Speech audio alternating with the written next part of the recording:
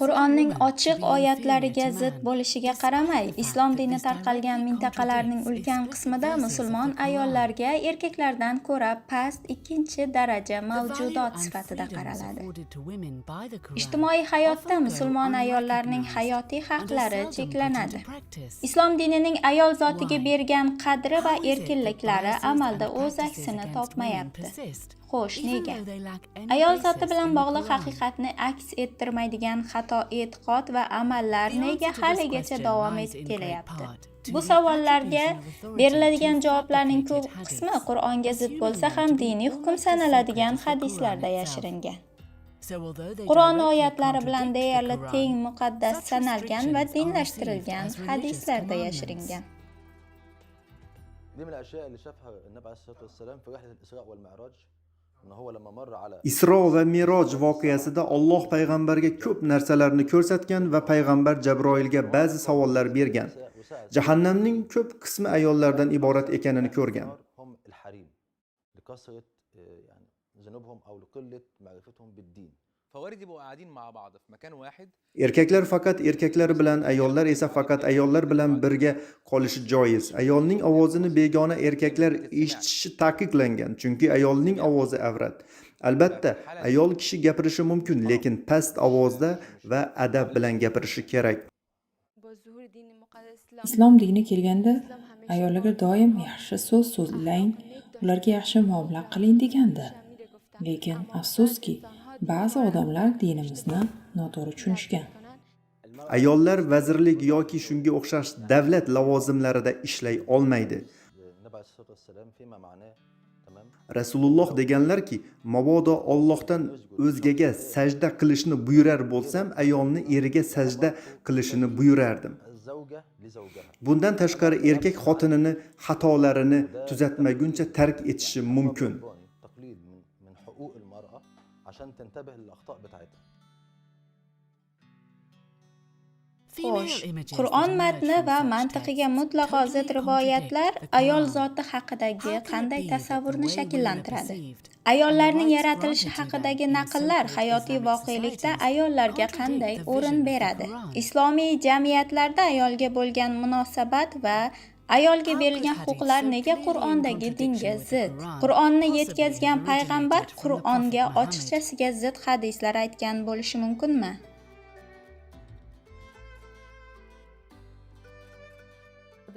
Payg'ambarimiz haqidagi rivoyatlar va uning vafotidan deyarli 100 yil o'tib yozila boshlandi. Ularni arabchada hadis deymiz.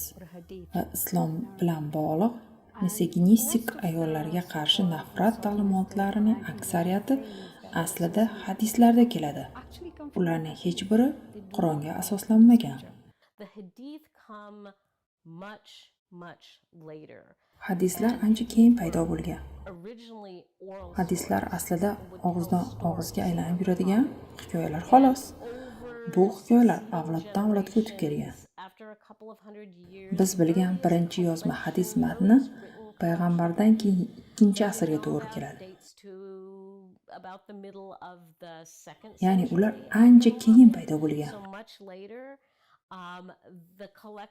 Bu hadislarni jamlash Hijriy 3-asr o'rtalari va 4-asr boshlariga to'g'ri keladi. Bu süre zarfında kim insanlar Bu davrda kimdir o'z mazhabini, kimdir esa o'z urf-odatini yoqlash uchun, kimdir islomga zarar uchun, yana kimdir islomga foyda uchun, yana kimdir siyosiy sabablar bilan hadis to'qiyvergan. Kimlardir ayollar haqidagi o'z tasavvurini dinlashtirish uchun hadis to'qib chiqarishgan.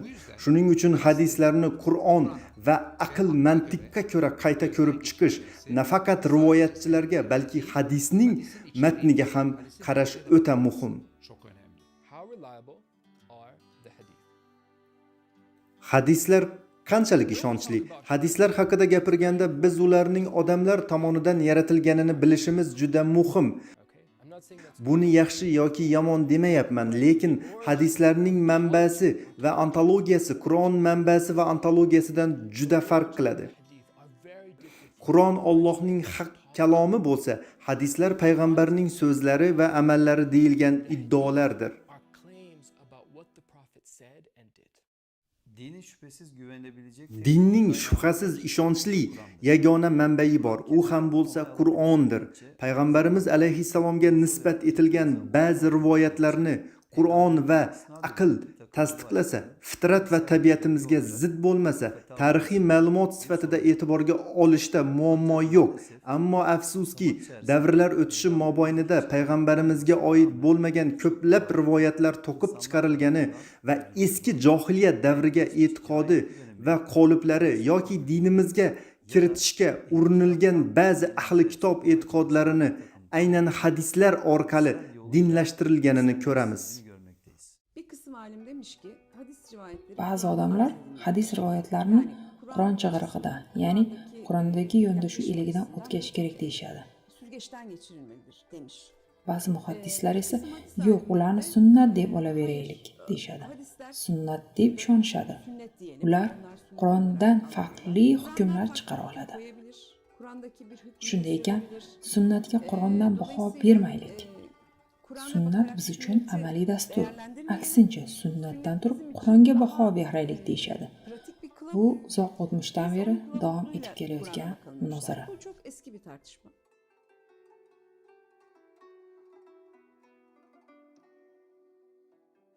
Birisi bana en çok hangi konuda Qay mavzuda eng ko'p hadis uydirilgan desangiz, ayollar mavzusi birinchi o'rinda degan bo'lardim. Keyingi navbatda shaxsiy va siyosiy masalalar keladi. Afsuski, ayollar mana shu uydirilgan hadislarga ishonishni va zimmasiga yuklatilgan keraksiz mashaqqatni islom deb biladi.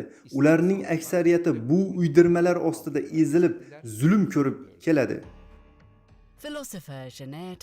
Yildiz Texnik universiteti falsafa bo'limi professori Janel Taslaman ta'kidlaganidek, eng ko'p hadis uydirilgan mavzu ayollar mavzusi.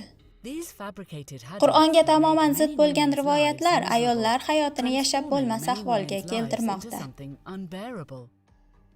Tug'ilishidan o'limigacha la'natlangan jins sifatida ko'rilishiga sabab bo'lmoqda. Eng o'ylantiradigan misollardan biri Muhammad payg'ambarga nisbatan berilgan va shunday boshlanadigan hadis. Ayol shayton suratida keladi va shayton suratida ketadi. Şimdi bir defa kadın veya erkek yanında bir de şeytanı ikisi birbiriyle zikretmek bir defa akla, mantığa ve Ayol yoki erkak yonida birgalikda shaytonni zikr etish sog'lom aqlga, mantiqqa va Qur'onning umumiy tamoyillariga zid. Ya'ni bunday ifoda payg'ambarimizning muborak uslublariga zid. Bu ayniqsa Qur'onda Allohning yo'liga hikmat va chiroyli nasihat bilan da'vat qilish buyurilgan. Payg'ambar bunday uslub qo'llashi Qur'onga, oyatiga zid. ayete aykırıdır. Hadis sohasida doktorlik darajasiga ega bo'lgan professor Ali Osman Ateshning bu boradagi fikrlari juda aniq. Sahih emas, rivoyatchilar isnod jihatdan qattiq tanqid qilingan. Roviy zanjirida uzilishlar bor. Matn nuqtai nazardan muomalali, mijozan ham ertak ham ayol Allohning amrlariga qarshi yomonlik va yovuzlik qilsa shayton deyilishi mumkin. Shayton degan sifat faqatgina ayollarga xos xususiyat emas.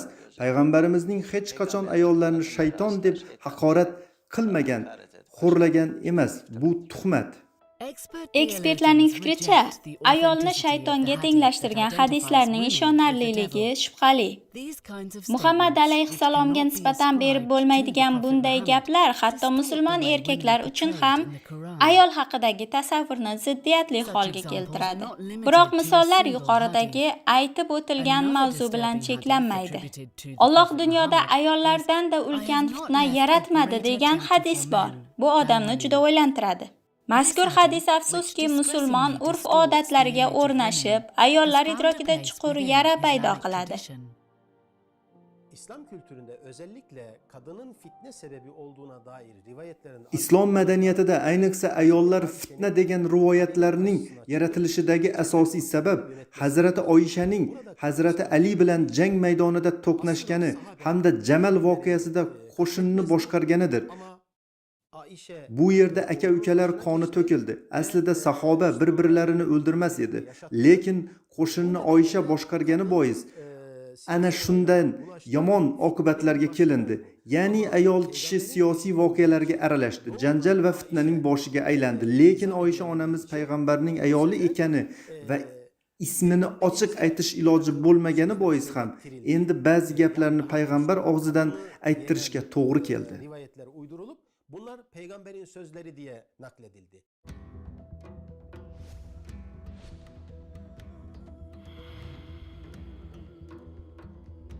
Hazreti Ayşe'ye ismen hücum edemeseler dahi Hazrati Oyshaning ismini aytib hujum qila olmasalar ham Hazrati Usmon ishiga, ya'ni qotillarni jazolash va davosiga boshchilik qilganlari uchun ayollarga qarshi jabha ochildi. Bu borada ko'p gaplar aytilgan.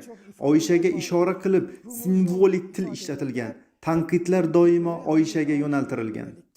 Şimdi Kur'an-ı Kerim'e göre eş, bu kadın veya erkek, Qur'onga ko'ra haqiqat shuki, ayol farzandlar, boylik va mulk, mol davlat va shon shuhrat bularning har biri fitna. Fitna degani sinov vositasi. Shu nuqtai nazardan qarasak, erkaklar ham, ayollar ham sinov vositasi. Shu tarzda qabul qilinsa, muammo yo'q. Biroq bu fitna sifatida faqat ayolga markazlashgan, faqat ayollarga yo'nalgan bo'lishi Qur'ondagi umumiy mantiqqa zid. mantığına aykırıdır. Ayol, shayton va fitna. Bu uch tushunchani yonma-yon qo'yish tabiiy ravishda oxirat hayoti haqidagi tasavvurni ham buzadi. Ayollarning aksariyati do'zaxiy kabi hadislar buning eng yorqin misollaridan biri.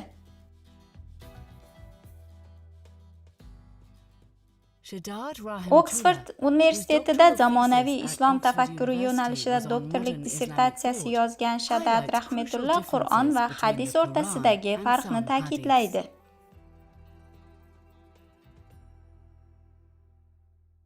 So this is something growing up as a Muslim that I would hear all the time. Do'zaxga tushganlarning ko'pchiligi ayollar degan gapni musulmon bo'lib yetishgunimcha doim eshitganman.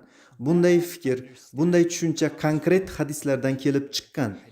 Nabiy go'yo deydilarki, menga do'zax ko'rsatildi va men do'zaxdagilarning ko'pchiligi ayollar ekanini ko'rdim.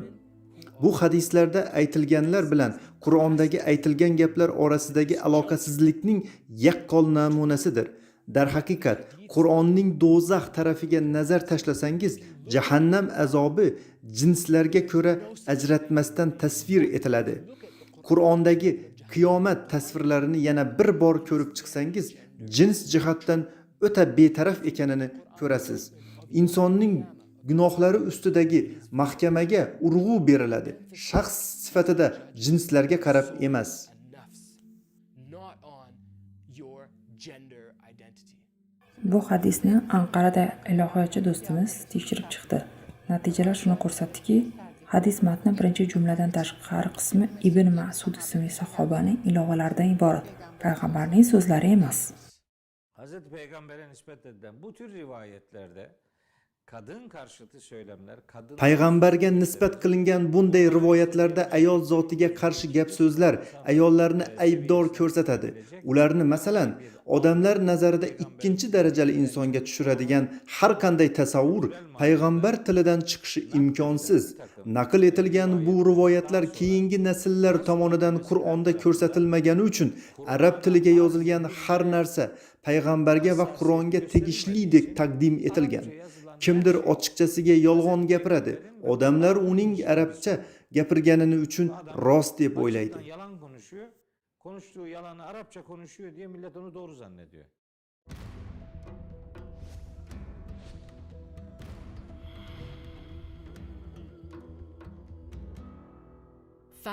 Ayollar haqida uydirilgan rivoyatlar hatto sutdan ajratilmagan chaqaloqlarni ham ayblayveradi va kamsitaveradi. Qiz bolaning siydigi o'g'il bolaning siydigidan iflosroq bo'ladi degan hadislar yana bir bor chalkashliklarni keltirib chiqaradi.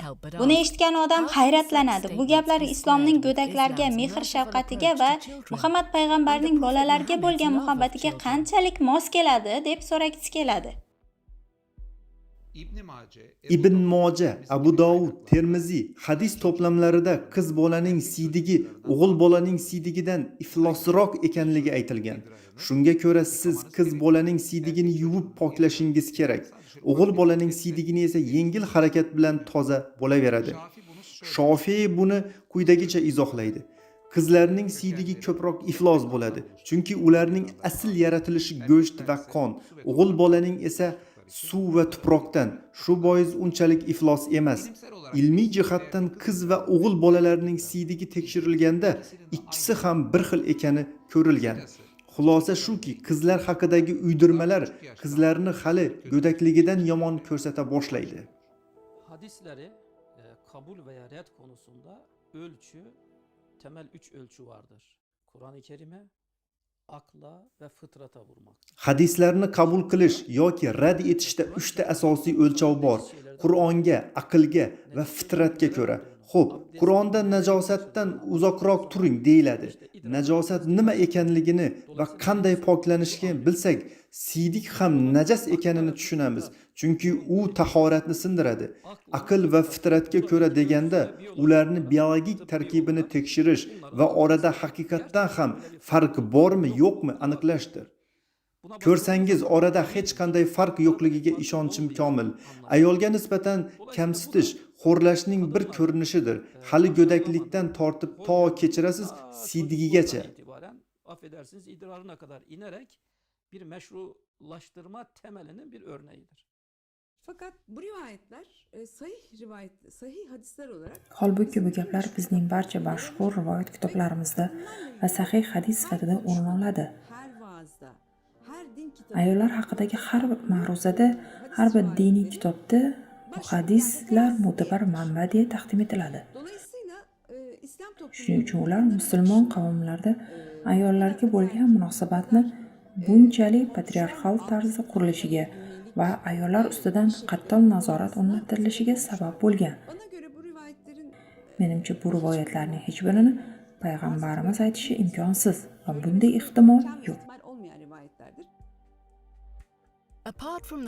Qur'ondan tashqaridagi ba'zi odamlar tomonidan ijod etilgan ba'zi kitoblarni mo'tabar diniy manbalar deb hisoblashadi. Bu kitoblardagi ba'zi asossiz rivoyatlarni esa mahalliy urf-odatlar hatto himoya qiladi. Erkaklar ayollardan ustun yaratilgan degan iddaoni quvvatlash uchun hatto go'dak siydigini ham muhokama mavzusiga aylantirish buning ayanchli bir misolidir. Bunday sharoitda musulmon erkak va ayollar Qur'onda o'rgatilgan hayot tarzini yashashlari juda qiyin. Butun insoniyatga o'rnak bo'luvchi jamiyatga faqatgina o'z ayollariga tegishli haqqa mos qadriyatlar bilan ega bo'lish mumkin bo'ladi. Shunga qaramasdan 100 yillardan beri ayollarni shumlik va shayton tabiati degan, namozni buzuvchi gunoh va fitnaning boshlanishi degan e'tiqod uqtirib kelinadi. Shaxsiyatlarni yetishtirayotgan onalar o'z farzandlarini mana shu tushunchalar ta'sirida tarbiyalaydi. O'g'il-qizlar orasidagi o'zaro munosabatlar jamiyatdagi ushbu qabullar asosida shakllanadi. Va afsuski bunday tushunchalar har bir bosqichda musulmonlarning ijtimoiy hayotdagi rivojiga to'siq bo'lib keladi. Ayollar namozni buzadi va shumlik ayollarda degan hadislarga hatto Muhammad payg'ambarning ayollaridan Hazrati Oysha ham qattiq qarshi chiqqanlari aytiladi. Shuning uchun musulmonlar haqiqatni tan olib, Qur'on va boshqa manbalar orasida uzil-kesil tanlov qilishlari muqarrar. Haqiqat bilan unga zid so'zlarni birgalikda qabul qilish mumkin bo'lmagani bois, har mu'minning tanlovi haqiqatni olishdir.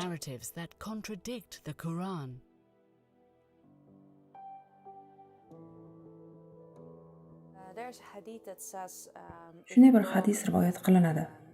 Namoz o'qiyotgan kishining oldidan qibla tomonidan it, eshak yoki ayol o'tib ketsa, namozi buziladi. Umuman o'ta yomon yondashuv. Bu hadisga hatto Hazrati Oysha qarshi chiqib, uni tuzatgan. Ya'ni unga ham e'tiroz bildirgan. Bu hadisni aytayotgan Abu Hurayraga sen yarim yo'ldan aytyapsan, noto'g'ri gapiryapsan deydi. Men yotardim. Rasululloh namoz o'qirdi. Sajdagoh aynan men tomonda bo'lardi. Ko'pincha bosh oyog'imga tegardi, lekin namozini qayta o'qimasdi.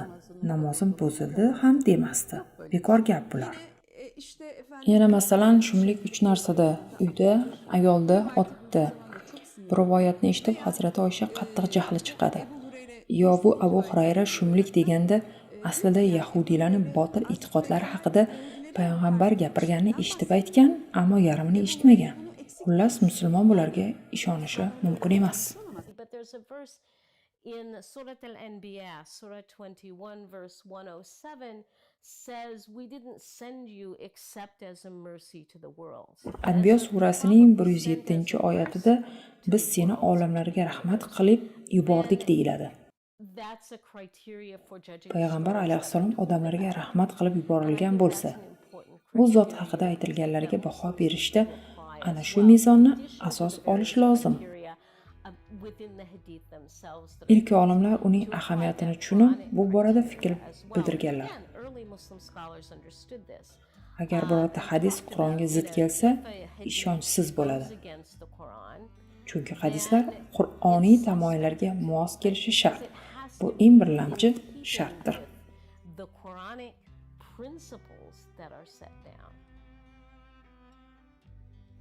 Munozarali yana bir hadisda aytiladiki, ayollar aqliy va diniy jihatdan yarimta.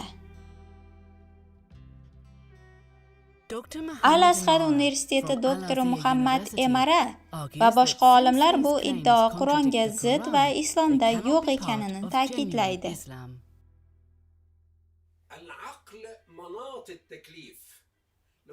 Aql qulchilik vazifalarini anglab ado etish uchun kerak. Ayollarning aqli yarimta bo'lganda, qulchiliklari ham yarimta bo'lardi. Masalan, 4 rakat emas, 2 rakat namoz o'qishlari kerak edi. Ramazon oyida 15 kun roza tutgan bo'lishi kerak edi. Agar aqllari noqis bo'lganida, qulchiliklari ham kamroq bo'lar edi. Holbuki islom huquq va fiqhda bunday holat umuman yo'q. Kur'an bütün Müslümanları muhatap almıştır. Qur'on barcha musulmonlarga va barcha insoniyatga xitob qiladi. Insoniyat erkak va ayoldan iborat. Xitob esa aqlli mavjudotlarga qilinadi. Boshqacha qilib aytilganda bo'lsak, aqlli noqislar Qur'on xitob qilmaydi. Bu jihatdan Qur'on har ikkisiga birdek murojaat qilgan ekan. Ularning aqllari ham teng ekanini aytadi. Yana Qur'on oyatida sizga aql berdim, aqlingizni ishlating deganda hech qayerda ey ayollar, sizlarning aqlingiz yarimta demaydi. Pek çok ayet-i kerimede o rivayet. Aytmoqchimanki, bu rivoyat Qur'onning ko'plab oyatlariga to'g'ridan to'g'ri zid. Ayollarda aqli ham yarimta emas, dini ham yarimta emas. Agar aqli va dini yarimta bo'lsa, bu ularni javobgarlikdan qutqaradi. Uning dini va aqli yarimta degan gap Qur'onda aslo va aslo muvofiq kelmaydi.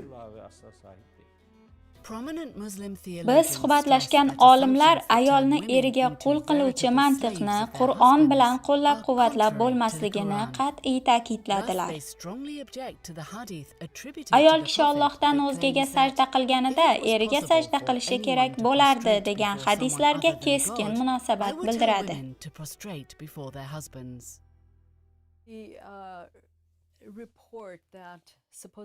Agar biror kishiga Allohdan o'zgaga sajda qilishni buyurganimda, ayolni eriga sajda qilishga buyurgan bo'lardim degan gaplar aslida musulmonlar uchun xatarli gaplardir.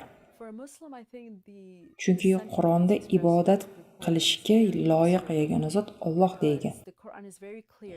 Insonlar esa ham erkaklar, ham ayollar ibodat qilish uchun yolg'iz unga sajda qilishlari aytilgan.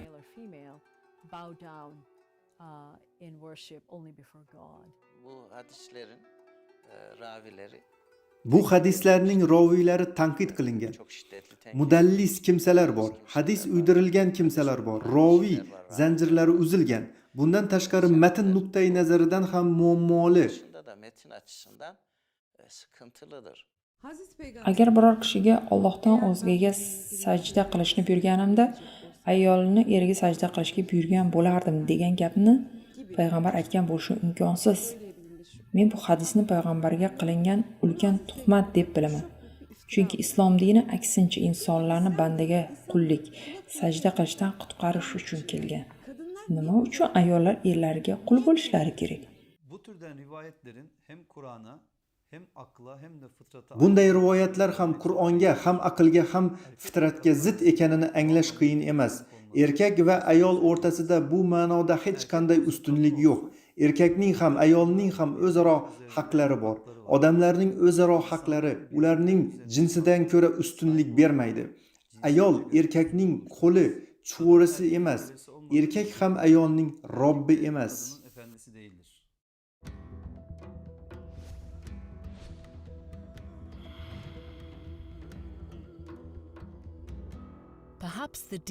Asrlar davomida ayol zotiga qarshi e'tiqodning shakllanishida yana bir muhim omil mavjud. Qur'on tafsirchilari, fiqh olimlari va mazhab imomlarining erkaklar ekani. Erkak nuqtai nazaridan aytilgan ba'zi talqinlar ayol zotiga qarshi hukm chiqarish sunnatiga aylangan. Bu esa alohida to'xtalib mulohaza etilishi kerak bo'lgan masala. Hech qanday talqin mutlaq haqiqat emas. Hech qanday ma'lumot ham mutlaq tarafsiz emas. Qur'on Allohning kalomi, ammo Qur'onni anglash va anglatish tamoman insonning kalomi. Ya'ni hech bir talqin tafsirchiga vahiy bo'lib tushmaydi. Har bir talqin insonning bilim va tajribalari asosida shakllanadi. Har bir sharhlovchining mahsuli. Shunday ekan men Qur'onni tafsir qilsam, o'z bilimim bilan, tajribam bilan tafsir qilaman va u xuddi sumkaga o'xshaydi. Lekin bu shunday sumkani uni yechib olib tashlab bo'lmaydi. Bu sumka ba'zi noto'g'ri qarashlarim bor. Jins, jinsiylik, irq, madaniyat, til, mintaqa, zamon sharoitlari va hokazolar borki, ularning barchasi o'z ta'sirini o'tkazuvchi omillar. Ular uning Qur'onni talqin qilish uslubini shakllantiradi, lekin ular muammoni yaratmaydi.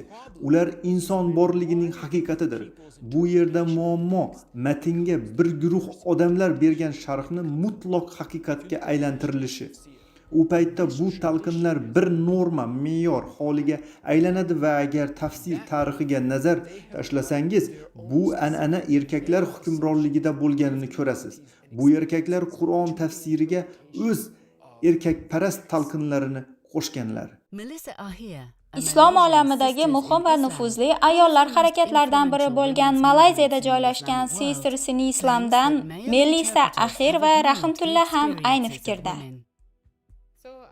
Biz asos solgan Sisters in Islam tashkiloti ayollar boshidan kechirayotgan muammolarni yoritishni maqsad qilgan.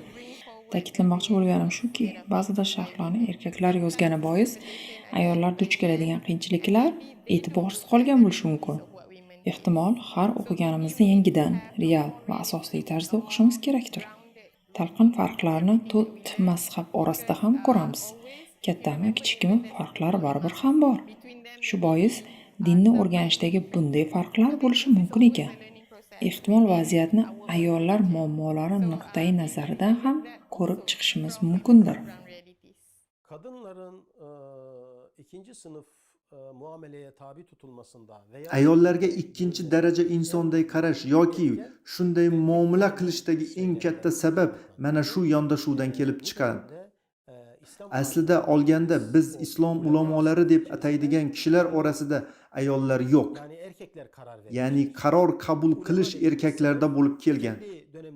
Biz ulamo deb tanigan erkak tabaqa ayollarning haqlarini o'z qarashlariga ko'ra belgilash va qoliplashga harakat qilib kelganlar. erkeklerden kaynaklı bir söylemin geliştirilmiş olmasından. Women are better educated these days and they can read these sources for themselves. So they are going back to these textual sources and then Bugungi kunda ayollar ancha bilimli va o'zlari ilmiy izlanish olib bormoqdalar. Hamda erkaklar ustun sanalgan jamiyatda erkaklar talqin qilgan ba'zi oyatlarga qayta baho bermoqdalar. Ular 100 yillar oldin qilingan talqinlarni qayta tekshirishda juda sog'lom mavqedalar. Agar bugun gender tengligida buni yangidan jonlantira olinsa, biz islomning asos tamoyillariga ancha yaqinlasha olgan bo'lardik deb o'ylayman. Aslida Qur'onda ham qayta va qayta ta'kidlab o'tilgan. What have we seen so far? Erkaklar hukmron din va'zidan eng ko'p aziyat chekadigan albatta ayollardir. Erkaklar yonida onda-sonda ikkinchi darajali mavqega qo'yilishdan tashqari, ularning inson sifatida asosiy huquqlaridan ham mahrum etilganlar. Ammo shunga qaramasdan Qur'on oyatlariga ochiqchasiga zid bo'lgan uydirma rivoyatlar an'anaviy din doirasida aksariyat tomonidan qabul qilingan. Bir-biriga zid hukmlar to'qib, halolni harom deyish va ayol qizlarning haqlarini cheklashning ijtimoiy badali nima? Ulkan ijtimoiy muammolarni boshdan kechirayotgan musulmonlar o'z jamiyatlarini qayta qurishni qayerdan boshlashlari kerak? Jamiyatning yarmini tashkil etuvchi ayol zotining ahvolini yaxshilash buyuk o'zgarishning ibtidosi bo'la olarmikan? Bu kabi savollarning barchasi bizni musulmon ayollarning ijtimoiy hayotdagi mavqei haqida sog'lom tahlil yuritishga undaydi.